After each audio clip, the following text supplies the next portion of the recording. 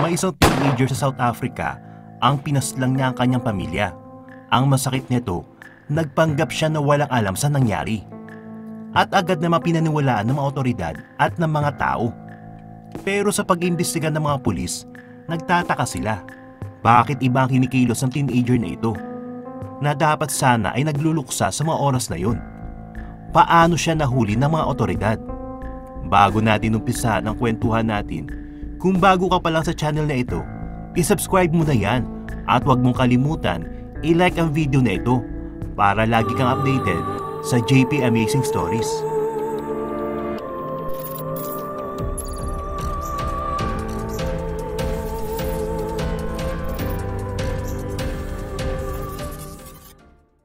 Sa bayan ng Griquastad sa South Africa, kilala ang pamilya Steenkamp bilang isang normal at maayos na mag-anak. Walang bahid ng kahit anumang kontrobersya ang kanilang pamilya at kailanmay hindi sila nasangkot sa kahit anong away sa kanilang komunidad. Mapayapa sila namumuhay sa pamamagitan ng kanilang farming business.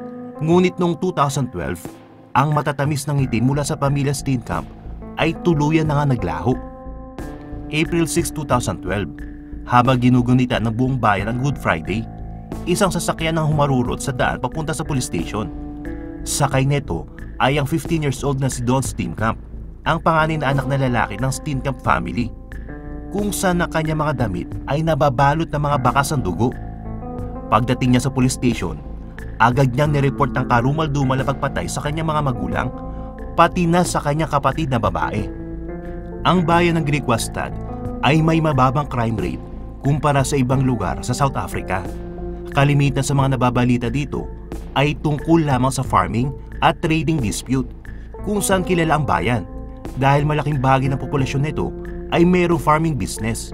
Mayayaman ang mga pamilya dito at kailanman walang nabalitang kaso na pagnanakaw sa lugar at may tuturing itong imposibleng pangyayari. Gayunpaman, ito ang unang inakala ng mga pulis nang sila ay papunta sa crime scene. Subalit nang makarating na sila doon, nakita nila ang karumal-dumal na sinapit ng buong pamilya na tanging si Don lamang ang nakaligtas. Ang mga biktima ay kinilalang sina Crystal Steenkamp, ang nanay ni Don, si John Steenkamp, ang kanyang ama naman, at si Martella Steenkamp, ang kanyang kapatid na babae. Lahat sila ay natagpuang wala ng buhay at merong mga gunshot wound. Ang inakalang kaso ng pagnanakaw ay napalitan ng pagdududa dahil lahat ng biktima ay binarilan di lamang isang beses. Maraming gunshot wound ang nakita sa kanilang mga katawan, kung saan ang iba pa rito ay tinamo ng mga biktima kahit sila ay wala ng buhay. Punong-puno ng dugo ang buong bahay at nakita din ang mga bakas kung saan makikita kung paano tinangkang tumakas ni Martella upang makaligtas ang buhay. Makikita din ang telepono sa bahay na tila ginamit ang batang babae upang makatawag ng tulong. Ayon kay Don, nagawa niya makasurvive dahil nagtago siya sa kanilang barn. Doon na nga raw niya narinig ang mga putok ng baril at nang tumigil na ito, dahan-dahan daw siyang bumalik sa kanilang bahay upang saklolohan ang kanyang pamilya. Inabutan daw niyang buhay ang kanyang kapatid at kanya itong niyakap. Pero nakalaunan ay nawalan na ito ng buhay. Matapos nito, agad daw siyang pumunta sa police station gamit ang kotse ng kanyang ama. Dito na nga nagsimula ang maituturing na pinaka-controversial na police investigation sa bayan ng Griquastad. Sa umpisa pa lamang, malinaw na sa mga investigador na hindi ito kaso ng pagnanakaw. Sa isang typical na senaryo daw na pagnanakaw sa farm, normal lang na ang target ng pagnanakaw ay limasin ng mga pera at alahas, pati na ang mga sasakyan sa bahay. Dagdag pa dito, kalimitan ay nilalason muna ang mga bantay na hayop sa farm, tulad ng mga aso, para hindi itong maglikha ng ingay. Subalit wala na isa sa mga ito ang nangyari. Sa katotohanan pa nga, ang wallet ng kanyang kapatid na babae ay nakita pa sa kwarto na nakapatong lamang sa mesa at hindi nawala ng pera, pati na ang safety box ng pamilya na naglalaman ng napakalaking halaga ng pera ay hindi rin ginalaw. At ang nakakapagtaka sa lahat, ang baril na ginamit sa krimen ay natagpuan lamang sa gate ng farm. Kung atin nga namang iisipin, walang kriminal na mag-iiwan ng ganitong klaseng ebidensya sa crime scene dahil napakalaki na posibilidad na ma-identify ang kanyang pagkakakilanlan gamit ang naturang baril. Habang nag-iintay sa resulta ng investigasyon, ang mga kamag-anak at kaibigan ng pamilya Steenkamp ay patuloy na nagluluksa. Kasabay nito, hindi rin alam ng mga kamag-anak nila kung ano ang kanilang gagawin sa naulilang teenager. Pansamantalang nanirahan si Don sa matarik na kaibigan ng kanyang ama na si Mr. Andreas. Tulad ng pamilya Steenkamp, meron din siyang farming business. Dito na malagi ang binata hanggang sa panahon na maaari na siyang bumalik sa kanyang boarding school sa lungsod ng Bloemfontein, ang capital city ng South Africa. Lingid sa kanyang kaalaman, sari-sari na mga haka-haka ang nabuo sa kanyang paaralan tungkol sa sinapit ng kanyang pamilya. Naniniwala ang iba na ang tunay na pumatay sa kanyang pamilya ay walang iba kung hindi si John Steenkamp, ang padre di pamilya. Ayon sa haka-haka, binaril niya ang kanyang sarili matapos patayin ang kanyang mag-ina. Iniwan niyang buhay si Don upang mayroong magpatuloy na kanilang farming business. Ang iba naman ay naniniwala na ang taong may gawa ng lahat na pagpatay ay si Martella Steenkamp. Naging produkto daw ito ng kanyang paniniwala sa kulto. Meron din mga kwento na nagsasabi na si Don ay isa lamang ampon at nang ito ay kanyang malaman nung araw na yun, siya ay nagwala at tuluyan na nga nagdilim ang paningin at nagawa niya paslangin ang kanyang buong pamilya. Mahirap paniwalaan ng mga haka-hakang ito. Ngunit ang hindi nila alam ay tila ang katotohanan sa lahat ng pangyayari ay nagkukubli lamang sa mga nabubuong mga kwento. Sa pag-usad ng investigasyon, merong nadiskubre ang pathologist na nagsagawa ng autopsy sa katawan ni Martella. Siya ay pinagsamantalahan bago pa man mangyari ang pamamaslang sa kanilang pamilya. Marami ang nanglumo sa balitang ito, lalong-lalo na sa mga kamag-anak ng bata. Kasabay na pagkakatuklas dito, nagsimula na din bigyan ng pansin ng mga pulis ang isang sospek sa krimen. At ito ay walang iba kung hindi si Don Steenkamp. Mula nang mawala ang kanyang buong pamilya, mapapansin na tila hindi ito apektado at tila okay lang sa kanya ang lahat ng nangyari. Palagi din niya tinatanong kung paano niya makukuha ang iniwang kayamanan ng kanyang mga magulang. Madalas rin niyang ibinibida ang kanyang sarili nung gabing humaruro siya sa daan papuntang police station gamit ang kotse ng kanyang ama. Dahil dito, nagsimula mag-alala ang kanyang mga guro sa boarding school. Ang dating tahimik na bata sa sulok ay naging maingay at mayabang mula nung bumalik sa paaralan matapos mawala ang kanyang buong pamilya. Di umano, tila nag-i-enjoy si Don sa atensyon na binibigay sa kanya ng kanyang mga kaklase, lalong-lalo na ng mga kababaihan. Sa patuloy na paglalim ng investigasyon, ay ganun din ang pagdami na nakalap na ebidensya na magtuturo kay Don bilang pangunahing sospek sa krimen. Kasama rito ay ang text conversation niya sa kanyang kaibigan nung umaga matapos mangyari ang krimen.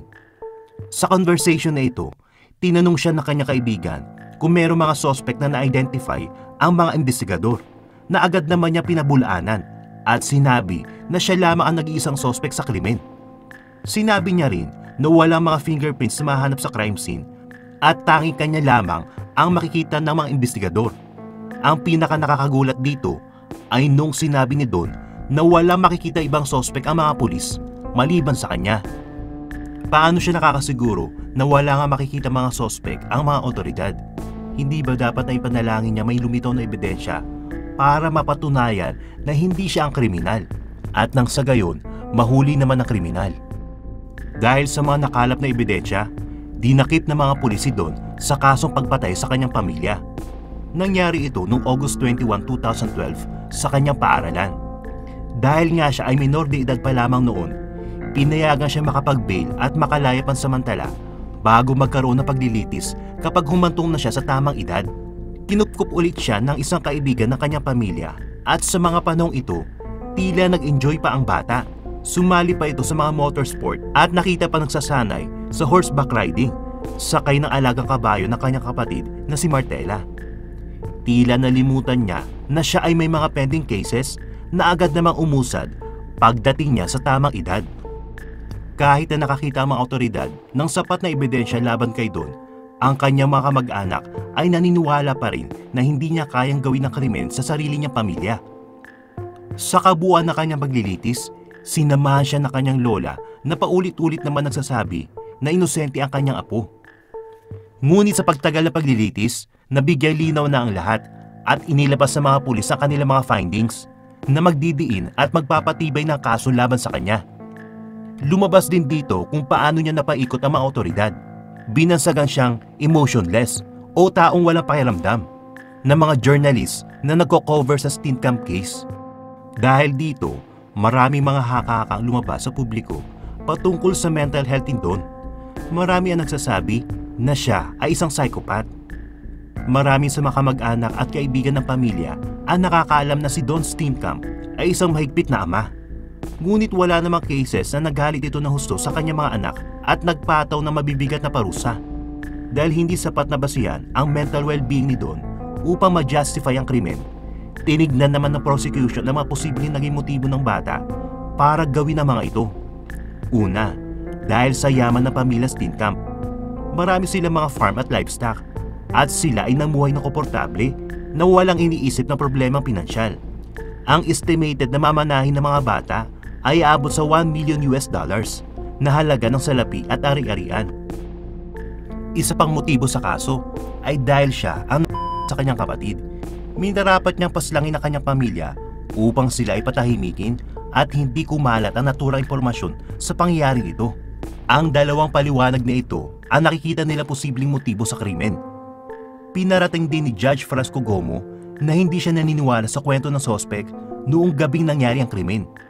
Ayon sa kanya, tunay na nakapagtaka kung paano nangyari na hinayaan isang cold-blooded killer na mabuhay si Don at magpagala-gala lamang sa crime scene. Binigyan diin ng prosecution ang nakakapagdudang paglalahad ni Don ng mga detalye sa crime scene at kung paano siya nagkaroon ng kaalaman dito kung agad siya nagpunta sa police station matapos mawalan ng buhay ang kanyang kapatid. Tunay nga nakapagtaka na alam ni Don kung ilang beses binaril ang mga biktima, kung saan sila binaril at kung paano nakapasok ang killer sa kanilang tahanan. Ang mga detaling ito ay malalaman mo lamang kung ikaw mismo ang gumawa ng krimen. Matapos pag-aralan ang nag-uumapaw ng mga ebidensya laban kay Don, siya ay pinatawan ng 20 years sa pagkakabilanggo.